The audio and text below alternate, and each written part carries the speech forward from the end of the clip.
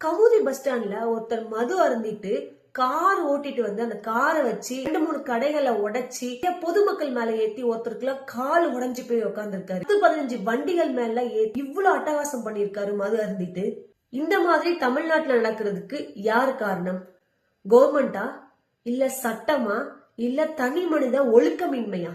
என்ன கேட்டா இந்த 3மே காரணம் தான். கவர்மெண்ட் சைட்ல இருந்து அது இப்ப ரூலிங் பார்ட்டி மட்டும் கிடையாது, எந்த பார்ட்டி வந்தாலும் நான் மதுவை ஒழிச்சிருவேன் அப்படின்னு தான் ஃபர்ஸ்ட் வாக்குறுதி கொடுக்க ஆரம்பிக்கிறாங்க. பட் ஒழிக்க முடியாதுங்கிறது தான் உண்மை. அதை ஒழிக்க முடியல அப்படிங்கிற பட்சத்துல போலீஸ்காரங்க இந்த மாதிரி வெளியே அராஜகம் பண்ற ஆளுங்க எல்லாம் வச்சு செஞ்சு விடணும் அப்படிங்கறதான் கவர்மெண்ட் சைட்ல இருந்து நான் எதிர்பார்க்கறது. 2வது சட்டம். இந்த மாதிரி தண்ணி அடிச்சுட்டு வெளி பொதுமக்களை டிஸ்டர்ப் பண்றவங்களை தூக்கி உள்ள போட்டு இத்தனை வருஷம் சிறு தண்டனை அப்படின்னு கொடுத்தாதான் இது அட்லீஸ்ட் கொஞ்சமாவது குறையும். 3வது தனி மனித சுய ஒழுக்கமின்மை.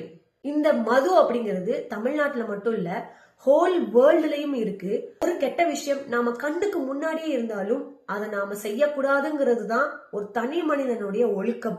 மது அருந்தினா என்னென்ன நடக்கும்ன்றதெல்லாம் தெரிஞ்சதுக்கு அப்புறம் ஒருத்தன் மது அருந்துறான்னா அந்த பாதிப்பு அவனை சேர்ந்தது மட்டுமா இருக்குமே தவிர சுத்தி இருக்கிற பொதுமக்களுக்கு எந்த பாதிப்பும் வரக்கூடாத அளவுக்கு இருக்கணும். நல்லா ஒண்ணு புரிஞ்சுக்கோங்க மக்களே, வாழ்க்கையில எப்படி வேணா வாழலாம் அப்படிங்கறது ரொம்ப சிம்பிள். இப்படிதான் வாழணும்னு வாழ்றதுதான் கஷ்டம். அதுதான் வாழ்க்கையும் கூட. அதை வாழ்ந்து பார்த்தா ரொம்ப அழகா இருக்கும். இதெல்லாம் நான் சொன்னதுக்கு அப்புறம் யாராவது ஒருத்தர் திருந்தி தண்ணி அடிக்காம இருப்பாங்க நீங்க நினைக்கிறீங்களா? கண்டிப்பா அடிப்பாங்க. திரும்பியும் சொல்றேன், மக்கள் அவ்வளவு இன்னசென்ட் கிடையாது.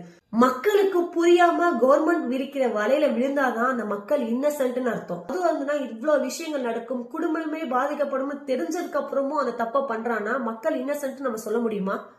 Think about it.